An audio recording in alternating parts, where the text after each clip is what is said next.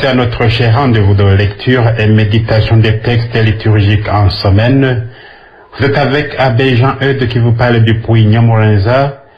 Comme d'habitude, laissez-moi d'abord vous indiquer les références de ce mardi, la première semaine du carême, et je vous souhaite déjà bon carême. La première lecture, nous la tirons de la prophétie d'Isaïe, chapitre 55, verset 10 jusqu'au verset 11. Nous lisons et méditons le psaume 33 ou 34 selon les versions. Là où nous trouvons le refrain de toutes leurs angoisses, Dieu délivre les justes. Nous lisons et méditons l'évangile selon saint Marc, chapitre 6, du verset 7 jusqu'au verset 15. Écoutons d'abord ces lectures.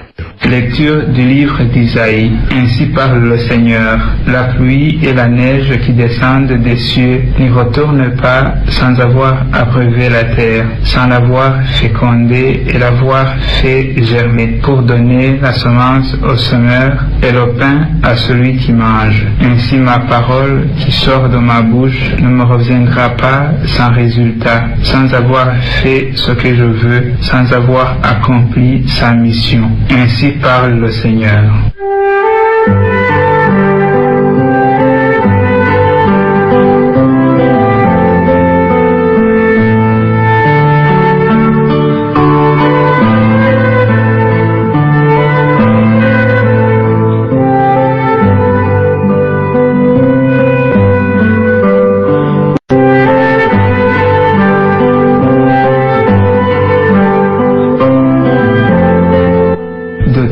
Leurs angoisses, Dieu délivre les justes.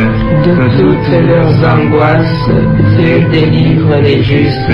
Magnifiez avec moi le Seigneur, exaltons tous ensemble son nom. Je cherche le Seigneur, il me répond, de toutes mes frayeurs, il me délivre.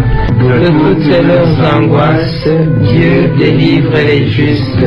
Qui regarde vers lui resplendira, sans ombre ni trouble au visage. Un pauvre crie, le Seigneur entend, il le sauve de toutes ses angoisses. De toutes leurs angoisses, Dieu délivre les justes. Le Seigneur regarde les justes, il écoute attentif à leurs cris. Le Seigneur affronte les méchants pour effacer de la terre leur mémoire. De toutes leurs angoisses, Dieu délivre les justes. Le Seigneur entend ceux qu'il appelle, de toutes leurs angoisses, il les délivre. Il est proche du cœur brisé, il sauve l'esprit abattu.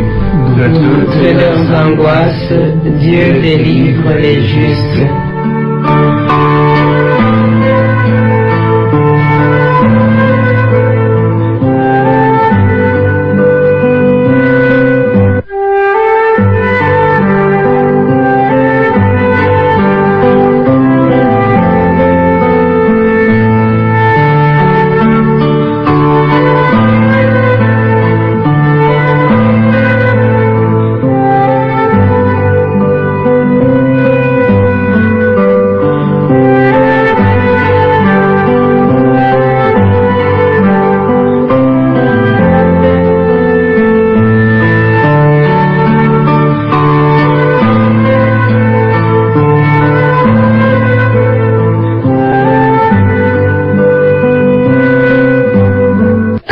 Seigneur, est vérité, et ta loi délivrance.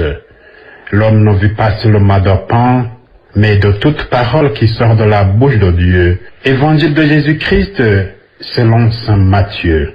En ce temps-là, Jésus disait à ses disciples, « Lorsque vous priez, ne rabâchez pas comme les païens. Ils s'imaginent qu'à force de paroles, ils y seront exaucés. Ne les imitez donc pas, car votre Père sait de quoi vous avez besoin avant même que vous l'ayez demandé. Vous donc priez ainsi.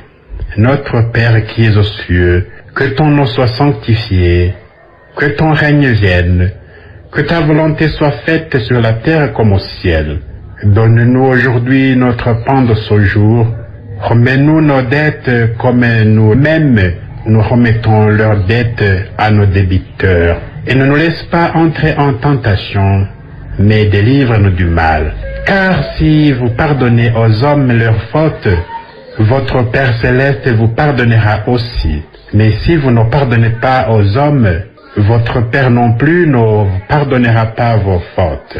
Acclamons la bonne nouvelle du salut.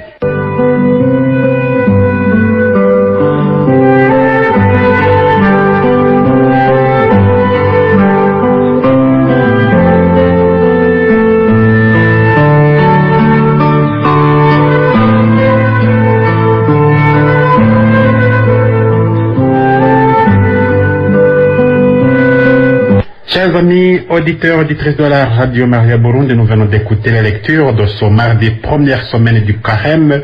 L'évangile de ce jour est vraiment une révolution. Nous sommes donc au cœur de la révélation divine que nous apprend cette révélation. Cette révélation divine nous apprend une prière qui est la prière centrale de notre vie de foi. La prière de notre Père qui nous est apprise aujourd'hui comprend cette demande. Quelles sont ces demandes? Dans notre Père, donc les trois premières demandes, ça concerne la gloire du Père, la sanctification de son nom, l'avènement du règne et l'accomplissement de la volonté divine. Les quatre autres demandes présentent nos désirs.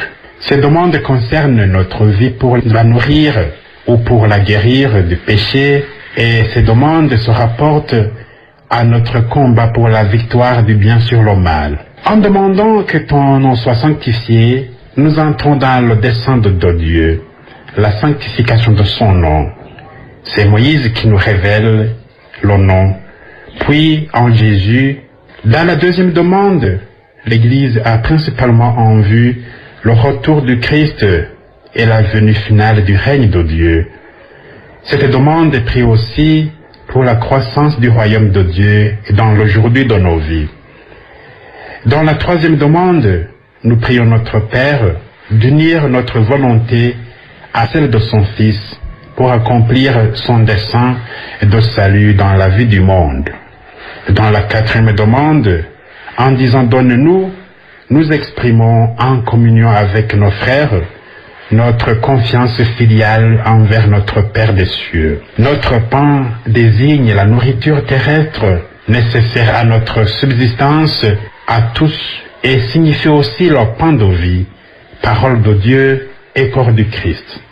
Il est reçu dans l'aujourd'hui de Dieu comme la nourriture indispensable, suressentielle du festin du royaume qu'anticipe l'Eucharistie de chaque jour à la messe. La cinquième demande implore pour nous nos offenses la miséricorde de Dieu, laquelle ne peut pénétrer dans notre cœur que si nous avons su pardonner à nos ennemis, à l'exemple et avec l'aide du Christ. En disant donc la sixième demande, en disant ne nous laisse pas entrer en tentation, nous demandons à Dieu qu'il ne nous permette pas d'emprunter le chemin qui conduit au péché. Cette demande implore l'esprit de discernement et de force. Elle sollicite la grâce de la vigilance et de la persévérance initiale. Dans la dernière demande, la septième demande, qui dit « Délivre-nous du mal », le chrétien prie Dieu avec l'Église de manifester la victoire, déjà acquise par le Christ,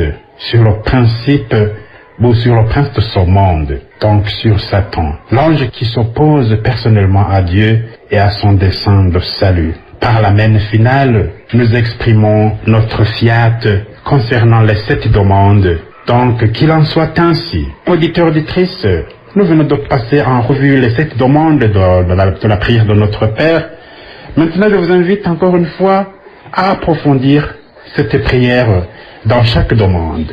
Notre Père, qui es aux cieux, que ton nom soit sanctifié, c'est la première demande. La prière que le Seigneur a enseignée à ses disciples commence par l'invocation Notre Père, comme nous le prions ordinairement en suivant le texte de l'évangile de Matthieu, ou simplement Père dans la version de l'évangile de Luc. C'est une adresse simple, directe, chargée d'affection et de tendresse. Elle révèle immédiatement le visage du Dieu auquel Dieu est certes créateur et sauveur, mais il peut être invoqué aussi comme Père Abba dans l'Amen de Jésus, c'est-à-dire Papa, Père bien-aimé. Cette invocation définit notre Dieu, mais elle signifie également quelque chose pour nous, qui la disons.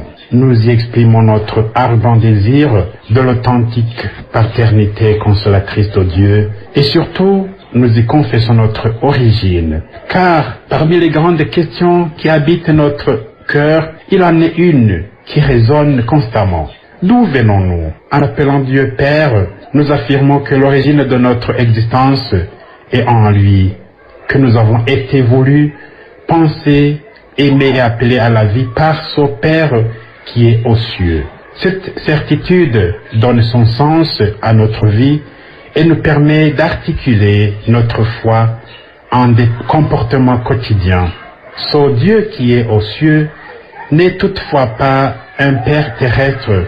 Nous reconnaissons à sa différence radicale d'avec nous, son altérité, ce que la Bible appelle sa sainteté. C'est le sens de la première demande de la prière du Seigneur. Fais connaître à tous que tu es Dieu. Si le nom indique l'identité, c'est-à-dire la vérité profonde d'une personne, il y a équivalence entre le nom et la personne. Et si Dieu est saint, son nom doit donc être sanctifié.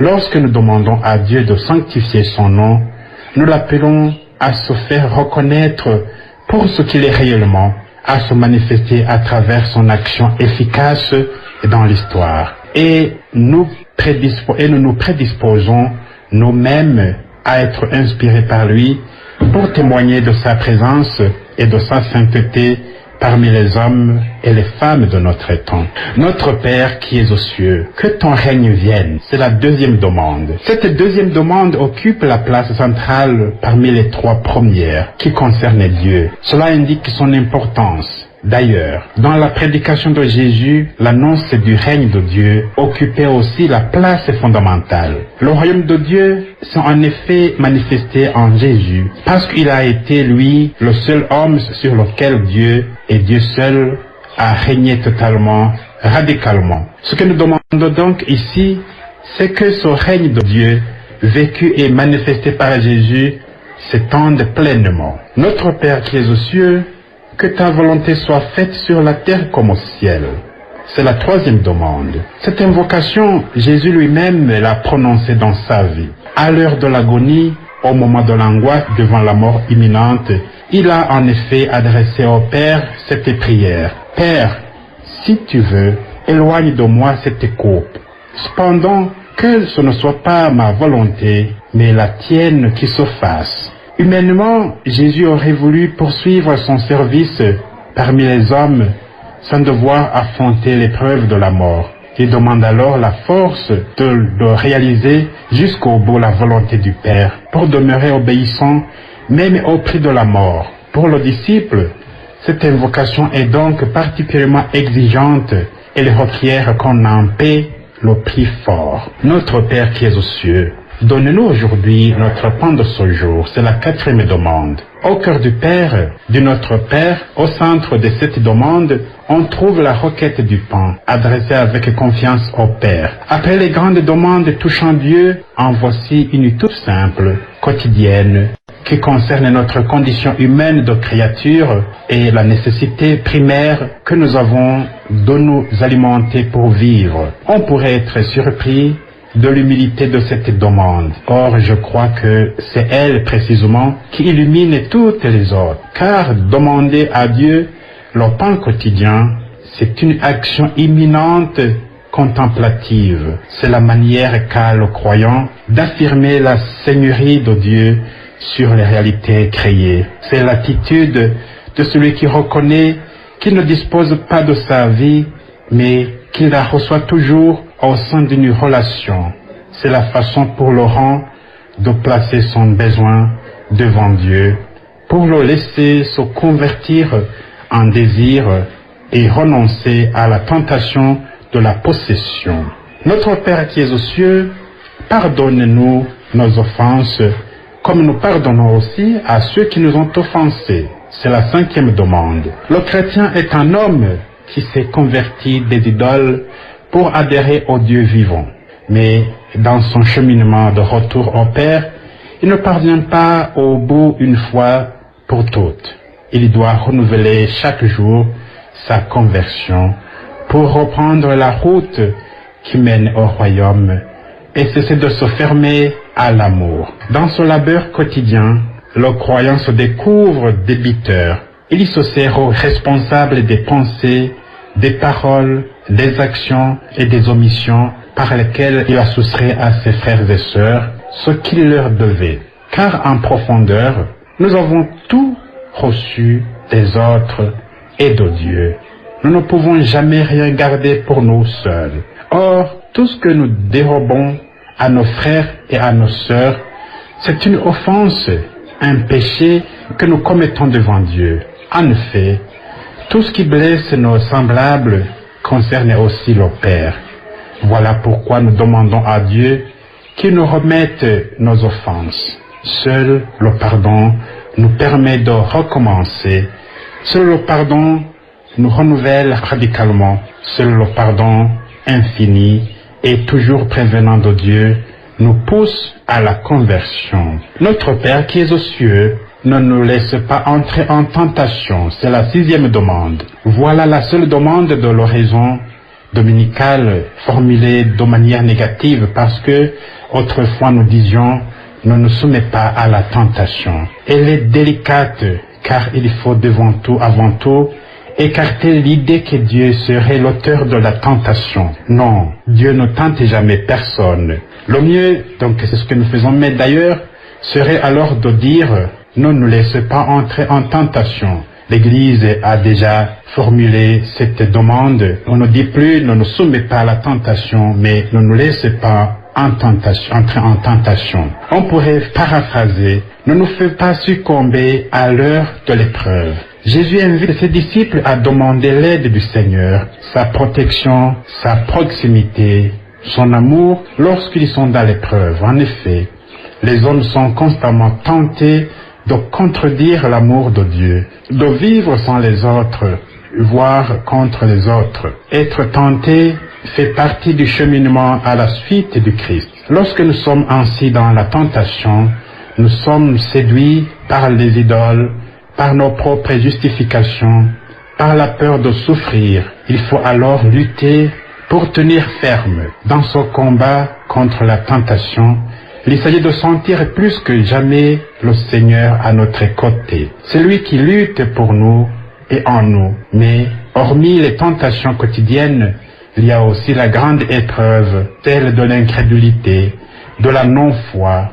C'est la tentation suprême qui nous pousse à ne plus comprendre que Dieu est avec nous. Oui, en nous coexistent la foi et l'incrédulité. Dans cette épreuve, nous ouvrir à Dieu, même dans les ténèbres, à faire confiance à son aide et à l'invoquer, pour qu'il vienne à notre secours et que nous évitions de succomber. Notre Père qui est aux cieux, délivre du mal. C'est la 7e demande. Dieu qui est notre Père est un Dieu sauveur, qui sauve et qui libère.